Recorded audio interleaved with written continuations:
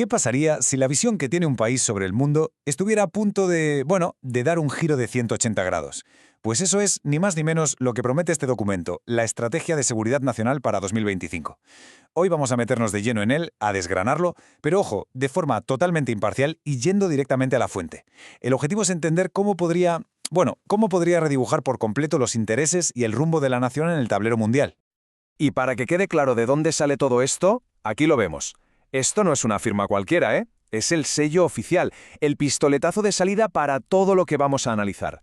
Digamos que es nuestro punto de partida para sumergirnos en un texto que, como ya adelantábamos, propone un cambio de rumbo, y uno bastante radical. Vale, para abordar esto con orden, vamos a seguir una especie de mapa con 4 paradas. Primero, el diagnóstico, o sea, ¿por qué creen que hay que cambiar las cosas? Segundo, los principios rectores, el corazón de la estrategia. Luego, las prioridades centrales, que es donde las ideas se convierten en acción. Y por último, el reajuste regional, cómo se aplica todo esto en el mundo real. Venga, vamos allá. Empezamos pues con la primera parte, el diagnóstico. Y es curioso, porque el documento no arranca con grandes promesas, sino con una crítica bastante dura. La idea que plantea es que para construir algo nuevo, primero hay que derribar lo viejo. Así que vamos a ver exactamente qué es lo que según este texto se ha estado haciendo mal hasta ahora. Y lo primero que hacen es, básicamente, redefinir las reglas del juego. Fijaos en esta definición. Para quienes escribieron esto, una estrategia no es una simple lista de buenos deseos. No, es un plan concreto, con los pies en la tierra, que conecta los objetivos, lo que se quiere lograr, con los medios, lo que se tiene para lograrlo. La palabra clave aquí es realismo, y es un dardo directo a lo que consideran que ha faltado en políticas anteriores. Y aquí es donde esa crítica se ve clarísima. El documento arremete contra las estrategias del pasado, las tacha de listas de deseos, dice que se sobreestimó la capacidad y sobre todo la voluntad del país para ir por el mundo solucionando los problemas de todos. La nueva propuesta, en cambio, es un giro radical, un volantazo, un plan centrado única y exclusivamente en proteger los intereses nacionales y en poner fin a lo que llaman, textualmente, apuestas fallidas en el globalismo. Muy bien, ya hemos visto la parte de la crítica, la demolición, por así decirlo. Ahora toca construir, pasamos a la segunda sección, los principios rectores. Si lo de antes era el diagnóstico de la enfermedad, esto de ahora vendría a ser la receta, ¿no? Es el núcleo ideológico, la columna vertebral que va a sostener todas y cada una de las decisiones. El primer principio, y es uno de los más conocidos, es paz a través de la fuerza. La lógica que plantea el documento es bastante directa. Tener una economía potentísima y el ejército más fuerte del mundo no es para buscar guerras, sino todo lo contrario, para evitarlas. Se plantea como el elemento disuasorio definitivo. O sea que según esta visión, la fuerza es, paradójicamente, la mejor garantía para la paz. Vamos con el segundo, soberanía y respeto. Aquí la idea es la defensa de la soberanía, pero a ultranza. El texto se planta firme contra lo que ve como una entrega de poder, ya sea a organismos internacionales o a influencias de fuera. La idea de fondo es muy clara. Las decisiones que afectan al país se toman en casa. Y punto. Sin injerencias de ningún tipo. El tercer principio es el equilibrio de poder. Esto ya es pura geopolítica. El objetivo es muy claro. Colaborar con los aliados para que ninguna otra potencia, sea quien sea, se vuelva tan dominante en su región que pueda acabar amenazando los intereses estadounidenses.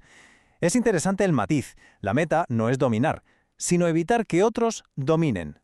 Y llegamos al cuarto y último principio, uno que la verdad conecta la gran estrategia mundial con el día a día, con el bolsillo de la gente. Se trata de una política a favor del trabajador estadounidense. La estrategia insiste una y otra vez en que cualquier decisión internacional tiene que poner por delante a los trabajadores del país. El fin último es reconstruir una clase media potente y una prosperidad que llegue a todos y que no se quede, como dice el texto, solo en manos de unas pocas élites.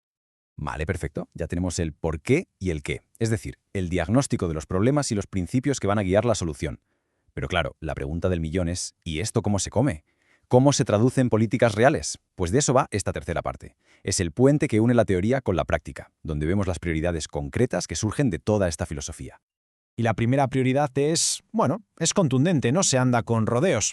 La cita que vemos del propio documento lo deja meridianamente claro. Ojo al cambio de enfoque. La seguridad en la frontera no se plantea como un tema de inmigración, sino como la pieza clave, el pilar central de la seguridad nacional.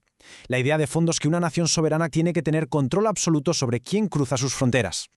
Atención a esta cifra, porque podría suponer un auténtico terremoto en las alianzas militares, un 5%. El documento lanza algo llamado el Compromiso de La Haya, ¿Y qué es? Pues una nueva exigencia para que los aliados de la OTAN se gasten el 5% de su Producto Interior Bruto en defensa. Vamos, es la famosa política de reparto de la carga, el burden sharing, pero llevada a un extremo que no habíamos visto hasta ahora. Otro punto clave, la seguridad económica. Se pone literalmente al mismo nivel de importancia que la seguridad militar, y el documento la sostiene sobre 5 grandes pilares. A ver, se trata de reequilibrar el comercio, de reindustrializar el país, sí, eso está claro, pero va más allá. Habla de dominio energético, de revitalizar la industria de defensa y, algo que con todo lo que ha pasado últimamente es crucial, asegurar las cadenas de suministro que son vitales para el país. Y con esto llegamos al último capítulo de nuestro análisis, que es donde, como se suele decir, la goma quema el asfalto. Es el momento de ver cómo toda esta teoría, todos estos principios y prioridades, chocan con el mundo real, con la geografía. Vamos a ver cómo se aplican en las regiones clave del planeta. Es, en definitiva, la puesta en práctica de la estrategia. Y empezamos por la puerta de casa, por el hemisferio occidental. El texto habla de un corolario de Trump a la doctrina Monroe. A ver, para refrescar la memoria, la doctrina Monroe original allá por el siglo XIX venía a decir América para los americanos, limitando la influencia europea. Pues bien, esta actualización es algo parecido pero para el siglo XXI. El objetivo es reafirmar la posición dominante en el hemisferio y sobre todo cerrar la puerta a competidores de otras regiones. Saltamos ahora a Asia. Aquí la estrategia tiene, digamos, 2 caras de la misma moneda. Por un lado, una competición económica a cara de perro, para, textualmente, ganar el futuro. Esto implica renegociar y reequilibrar las relaciones comerciales. Y por el otro lado, una estrategia militar de disuasión apoyada en alianzas para asegurarse de que esa guerra económica no se convierta bajo ningún concepto en una guerra de las de verdad. Y para Europa, el mensaje es casi una llamada de atención, un espabilada. El documento pide a los aliados europeos que recuperen algo que llama autoconfianza civilizatoria. ¿Y esto qué significa en cristiano?